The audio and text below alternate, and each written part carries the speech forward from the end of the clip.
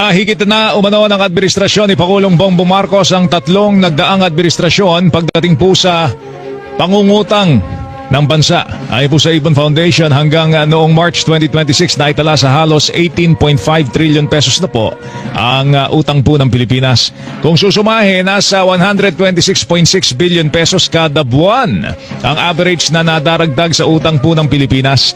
Mas malakas umano ang pangungutang ng Administrasyong Marcos kung ikukumpara sa administrasyon ni dating Pangulong Gloria Macapagal-Arroyo, dating Pangulong Noynoy Aquino at dating Pangulong Rodrigo Duterte. Dahil sa tumataas na utang po ng bansa na pupunta lamang sa pagbabayad po ng interes, ang malaking pondo ng pamahalaan sa halip na napakikinabangan sa serbisyo publiko.